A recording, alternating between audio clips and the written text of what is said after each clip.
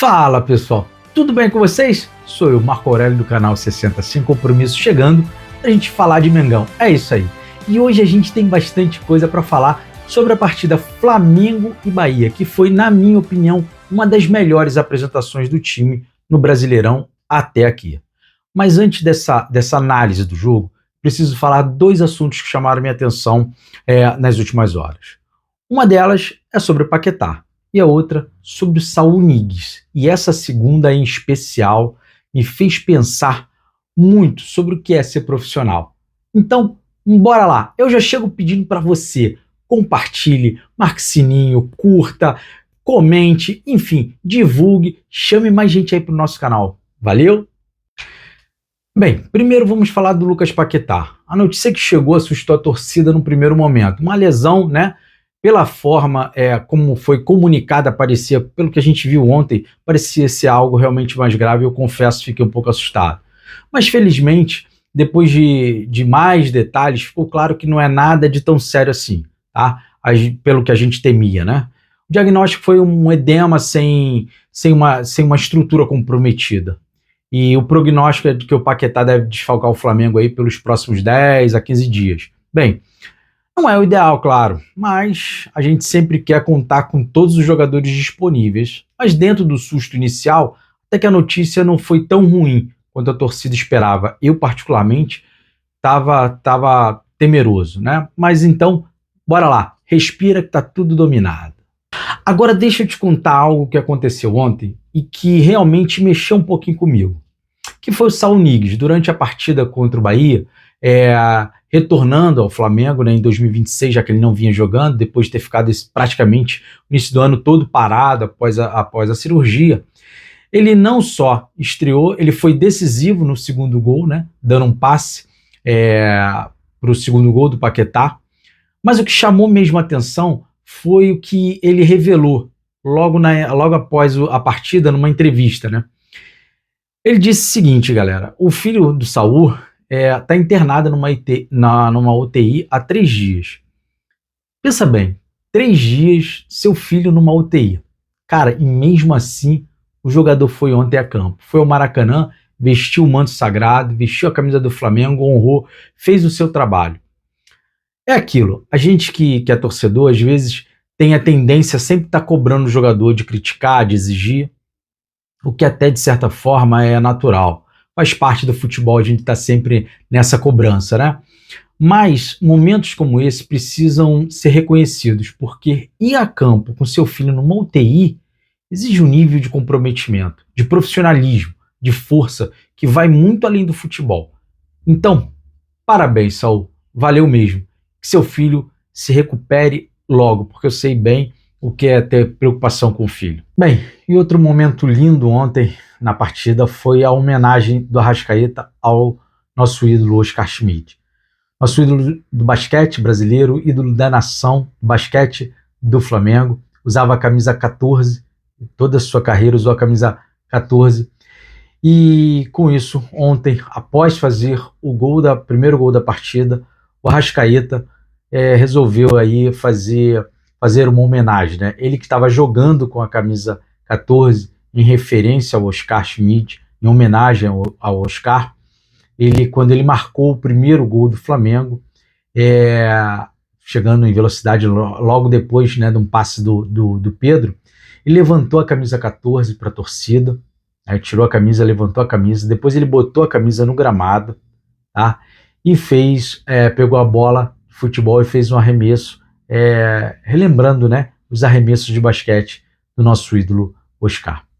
Bem, a regra do futebol é clara, né? Retirar a camisa equivale a cartão amarelo, independente da situação. E claro, o Arrascaeta levou o amarelo, mas aí foi por um bom motivo. Eu particularmente acho um exagero punir um gesto como esse, mas fazer o quê? É regra, tem que seguir. E o Arrascaeta sabia disso, mas mesmo assim resolveu fazer a homenagem e valeu, Arrasca. Parabéns pela bela homenagem ao nosso ídolo, Oscar Schmidt. E dito tudo isso, agora vamos para o jogo, vamos para a análise do jogo. Bem, o Flamengo fez uma excelente partida, como eu disse a vocês. Foi, na minha opinião, uma das melhores partidas do Flamengo até o momento no Brasileirão. Dominou do início ao fim, como se fosse um pouquinho mais eficiente, não seria exagero que o placar fosse 3-0, 4-0, tá? Mas assim, vamos aos detalhes. Primeiro tempo, o Flamengo controlou bem, manteve o ritmo, né, o domínio de bola, criou boas oportunidades e abriu o placar num lance bonito, que o Arrascaeta encontrou o Pedro na área, chegou, tentou driblar o goleiro, não conseguiu, ele voltou a bola para o Arrascaeta, que chegou de frente e fez um bonito gol numa troca de passe muito bonita, tá? Mas no primeiro tempo teve uma bola, né, que o Rossi ainda defendeu de manchete. O time do Bahia é um time bom, é um time qualificado, tanto que está aí em quarto lugar, mas foi só isso, acabou. Segundo tempo, o Flamengo se manteve dominando a partida. Tivemos as substituições, onde entraram Bruno Henrique, Luiz Araújo, Everton Cebolinha, Saul Niguez e o De La Cruz. O Flamengo ainda teve uma cabeçada do Arrascaeta, uma bola que ele bota na trave, foi no capricho, um gol quase que o Pedro fez, um gol lindo, que ia ser um gol assim lindo. Ele fez quase do meio campo, além do que ele também ainda tentou um de letra, que foi um recurso que ele teve ali na hora e quase foi um golaço. E aí, perto do final da partida, né, depois de todas as substituições, o De La Cruz, na cobrança do escanteio, Saul Niguez deu um toquezinho de calcanhar e Lucas Paquetá chegou de frente, bateu com força, filho, e fez um golaço. Valeu, isso que é o importante. O Flamengo dominou a partida do início ao fim. E a classificação do Brasileiro? Como é que ficou a tabela? Bem, Palmeiras segue na liderança com 29 pontos e o Mengão vem logo na cola, está em segundo com 23 pontos, mas vale lembrar, uma partida a menos. O que é importante nisso? Nós temos diferença de 3 pontos para o Palmeiras. Confronto direto, a gente consegue estar dentro do jogo, certo? Em terceiro, segue o Fluminense também com os mesmos 23 pontos, já que venceu o Santos ontem na Vila Belmiro.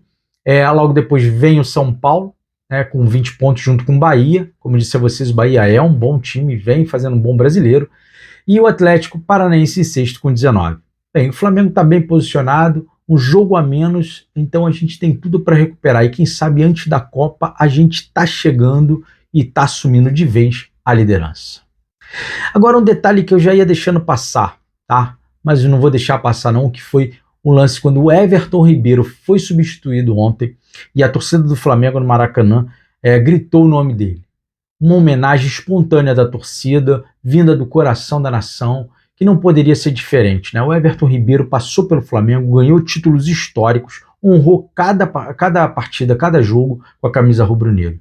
E esse tipo de jogador que respeita o clube e que entrega tudo dentro de campo nunca deve ser esquecido. Sempre. O Everton Ribeiro, toda vez que voltar ao Maracanã, vai ser assim. Bem recebido pela galera, com todo carinho, porque a torcida do Flamengo reconhece quem foi leal.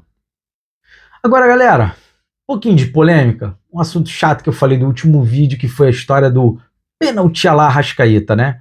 Que foi um comentário infeliz que alguns jornalistas fizeram. Enfim, mas para a gente fechar isso daí, eu estava vendo uma entrevista do Lúcio de Castro, um cara que eu admiro, que eu respeito demais, é um profissional do jornalismo. Eu não sou jornalista, tá, gente? Mas eu gosto de acompanhar ele, Mauro César, enfim. O Lúcio de Castro, ele fala exatamente alguma coisa assim sobre esse assunto, né? Sobre o jornalismo esportivo no Brasil. A falta de isenção em alguns casos. E aqui eu vou ser honesto com vocês. Eu torço pelo Flamengo, não estou escondendo isso de ninguém. Tá? Esse canal é para falar sobre o Flamengo. Mas o meu compromisso aqui vai ser falar, assim, com certo equilíbrio, com coração, emoção, a razão, mas procurando sempre ser honesto. A minha opinião pode ser que, às vezes, por vezes, vá para o lado do Flamengo. Beleza. Mas eu vou procurar sempre me equilibrar aqui. Né? Mas o problema é quando o jornalista, cara que é um profissional, que está numa bancada, deixa esse compromisso de lado. Né? Ele não age mais com a isenção. Ele bota aí o clubismo à frente de tudo. E aí o espaço que deveria ser ocupado para uma análise técnica, né, e tática, deixa de lado e passa a ser a opinião dele.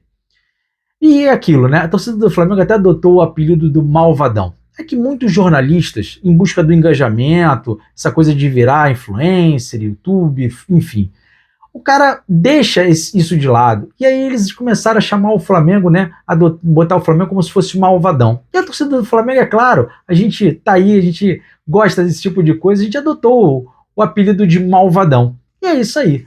A gente sabe que a gente não é um malvadão, e o problema do futebol brasileiro está longe de ser o Flamengo, mas os caras preferem colocar dessa forma. Enfim. Bem, galera, é isso aí. Por hoje é isso. Partida excelente do Mengão. Momentos emocionantes. A homenagem do Arrascaeta ao Oscar foi realmente muito bonito. A força Saul, seu filho vai em breve estar 100%. E o Flamengo seguindo no Brasileiro bem posicionado. Agora, se você chegou até aqui, larga o dedo no like, deixa esse like, compartilha. Aí, vamos mostrar pro YouTube que tá chegando um canal que vai falar do Flamengo, vai falar legal do Flamengo. Então é isso aí, galera. A gente vai estar trazendo algumas notícias, compartilhando, então não esqueça. Curta, compartilha, deixe seu comentário e vamos seguir em frente. Até a próxima.